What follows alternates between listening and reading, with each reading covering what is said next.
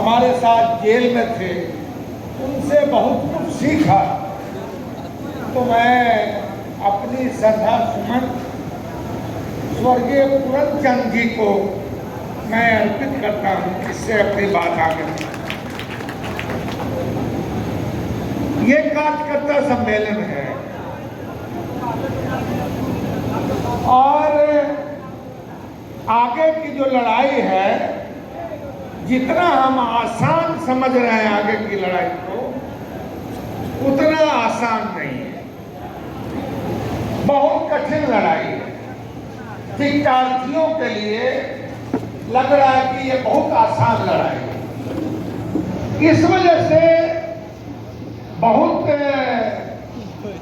मतलब कांटे की लड़ाई है कि जिससे हमारे गठबंधन इंडिया का मुकाबला है वो झूठ बोलने में माहिर है, वो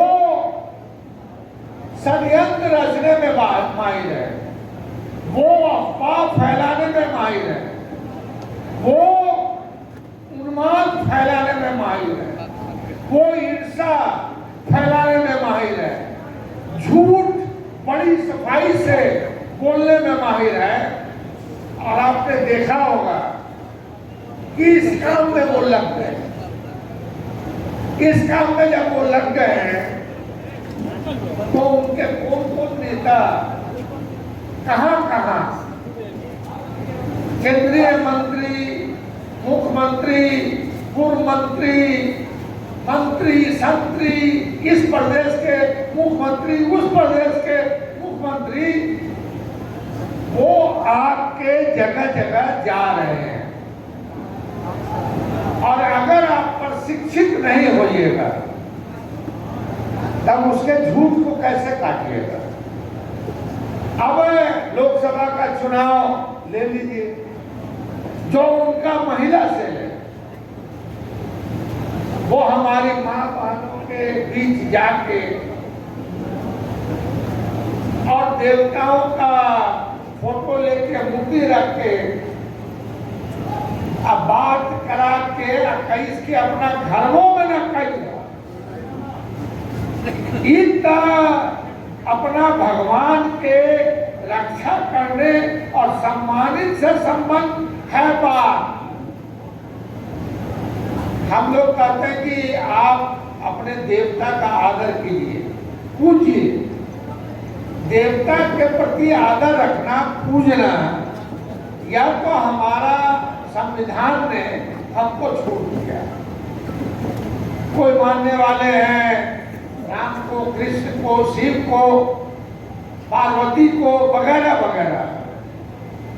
आप जिनमें आस्था है आपकी, वो धार्मिक आस्था रखिए।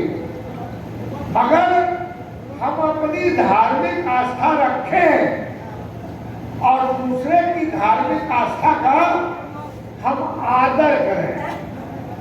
हम ही नहीं कहते हैं कि साहब आप हिंदू बन जाइए, मुसलमान बन जाइए, क्रिश्चियन बन जाइए, बौद्ध बन जाइए, जैन बन जाइए। आप जिस धर्म में भी हैं, अपने धर्म में आस्था रखिए और दूसरे के धर्म का आदर कीजिए। अब रही बात कि भारतीय जनता पार्टी ऐसी शातिर पार्टी है जिससे आपकी लड़ाई है। अब हमने इस वजह से पूछा, आप इसको अदरवाइज नहीं लेंगे संगठन के लोग। अब जितना हम देख रहे थे कि सब लोग जो है टिकट कर रहे हैं, हम तो कह रहे हैं कि अगर हमारा संगठन इतना धारदार बन जाए कि जो टिकटार्थी है उसको आवेदन प्रखंड के अध्यक्ष को देना पड़े, हम ऐसा संगठन बनाना चाहते हैं। मगर जो अगर अभी हमारे युवा नेता तेजस्वी प्रसाद जी ने बिहार में यह शुरुआत की है, कहा कि नहीं, हम ऐसा कार्यकर्ता की मीटिंग नहीं करेंगे, उसमें हम शामिल नहीं होंगे। हम पहले पंचायत अध्यक्षों का सम्मेलन करेंगे। और बिहार में पंचायत अध्यक्षों का सम्मेलन हुआ है, तो पंचायत अध्यक्षों से पूछा जा रहा है बूथ कमेटी के बारे में। अब देखिए, आपके यहाँ की जो स्थिति हम जानते हैं, हम कोई आपको डिस्करेज नहीं कर रहे हैं। आपके यहाँ अभी बूथ कमेटी बनी नहीं।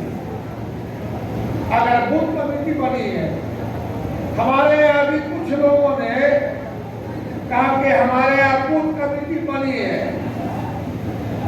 और हमारा युवा नेता तेजस्वी इतना तेज है कि उस बूथ कमेटी के लोगों का मोबाइल नंबर लगाना शुरू कर दिया है कि भाई आप कहाँ हैं, तो बोल रहा हम दुबई में हैं, हम मुंबई में हैं, हम पटना में हैं, तो चुनाव में आप कब आइएगा, तो सर फुर्सत मिलेगा तब हम आएंगे, नहीं बोलता।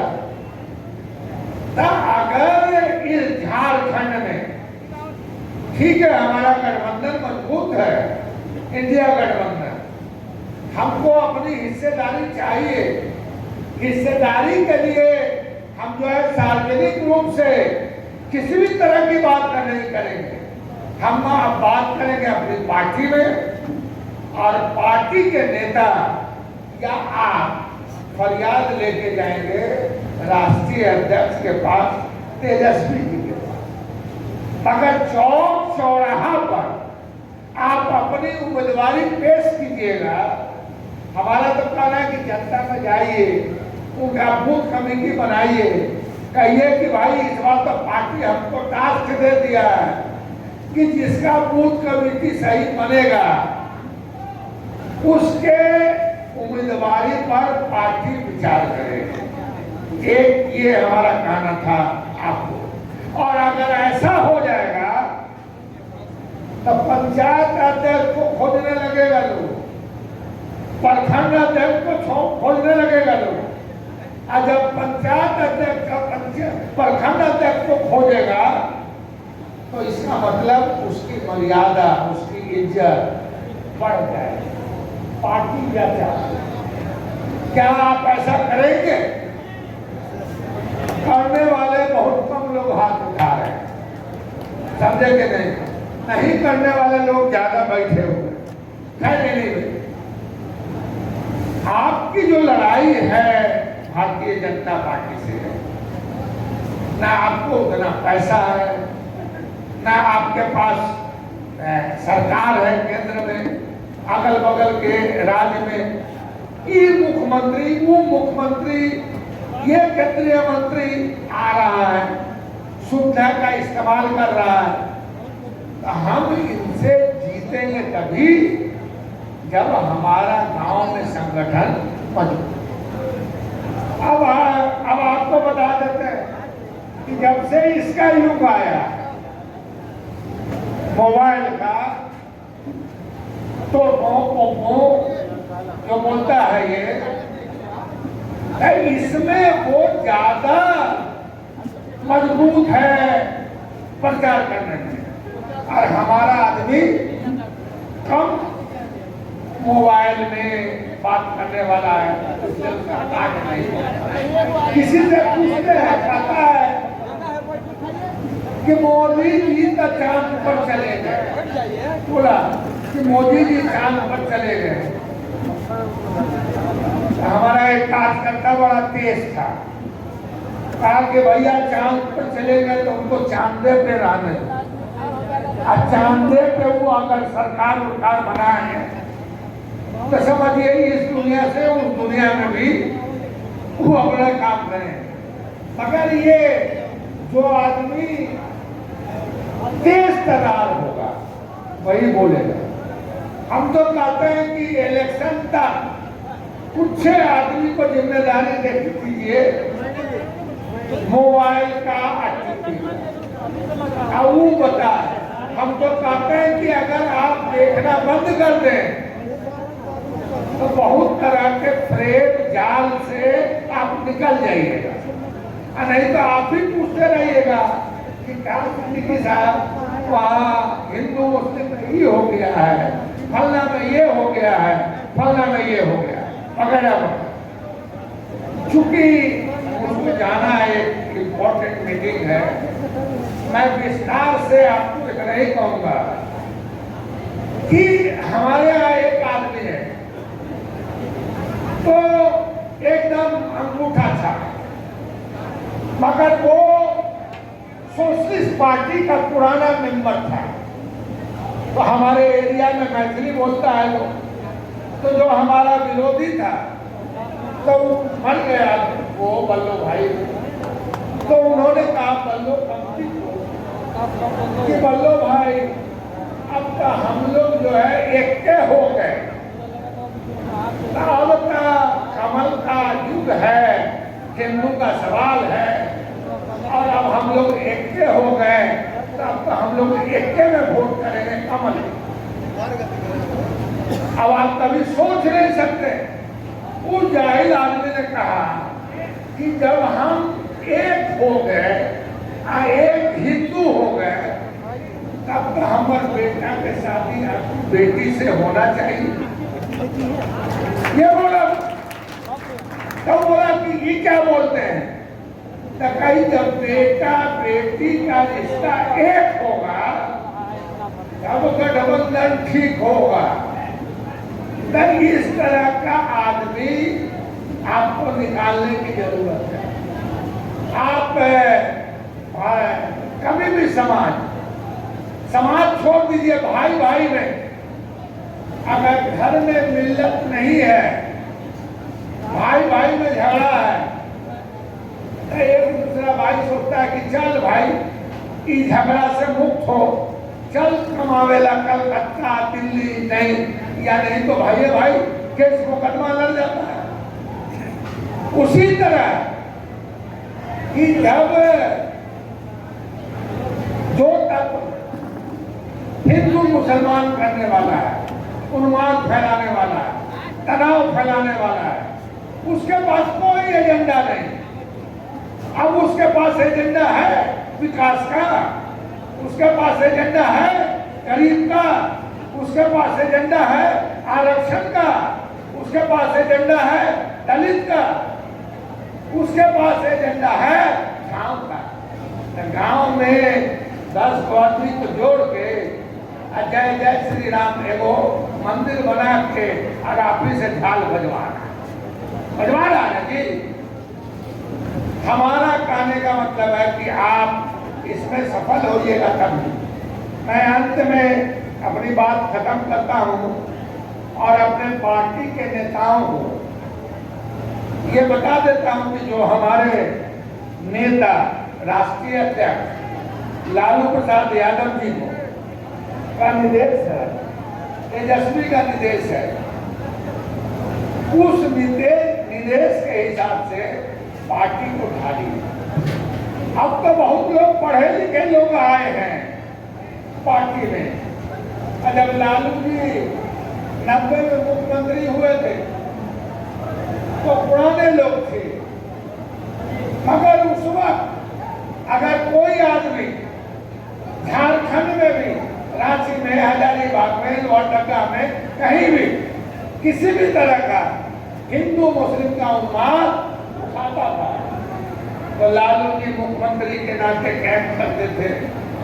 अब वो हमारा कार्यकर्ता है, वही लाठी लेके कहीं अल्पसंख्यक की पहरेदारी करता था और जहाँ बहुसंख्यक में अल्पसंख्यक है तो वो अपने हिंदू भाइयों की पहरेदारी करता। तो ये तब समझ में आएगा जब आप समाज की नीति को समझिएगा, धर्म की नीति को समझिएगा, धर्म को समझिएगा, भाजपा के चाल को समझिएगा, भाजपा के जो मतलब दुराग्रह है उसको समझिएगा, भाजपा के पैसा पर लालच नहीं कीजिएगा। तब तो समझिएगा और होइएगा कामयाब।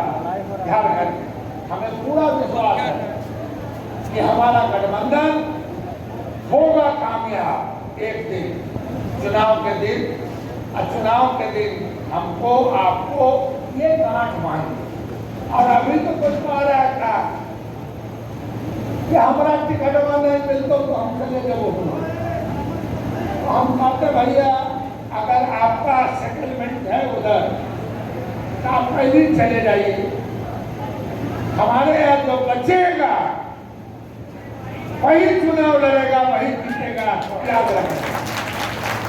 और हमारे यहाँ से ऐसा अंगूठा था जिसकी आप कल्पना नहीं कर सकते। लालू यादव इस बार आएंगे, रांची में रहेंगे, बहुत ज्यादा गाँव में नहीं जाएंगे, कहीं कहीं जाएंगे। हम लोग इस बार क्षेत्र वाइज, पंचायत वाइज बिहार के लोग यहाँ ड्यूटी करेंगे। तो आप यही यकीन करके जाइए कि हमारा जो नजर है, दृष्टि है, वो चिड़िया के आँख की पुतली में है। तो जब चिड़िया के आँख के पुतली में देखिएगा तो टीवी, मीडिया, मोबाइल देखने का मौका नहीं मिलेगा। और तब जो है लालटेन पे मारिएगा ठपाठप। और जहाँ हमारा गठबंधन होगा तो वहाँ उसको जिताएंगे हम लोग। अब अभी से हम लोग के आदमी इस मीटिंग में बैठा इतना सीख जाए। अरे ये सीखवा तो डिसाइड करेगा नेता में थी, हमको कैसे जीतना है, कैसे संगठन को मजबूत करना है, इस पर हमको निर्णय लेना है और काम करना है। अगर हमारी बात से किसी नेता को, कार्यकर्ता को दुख पहुंचा हो तो भाई हमको इस काम से सुन के इस काम से निकालना।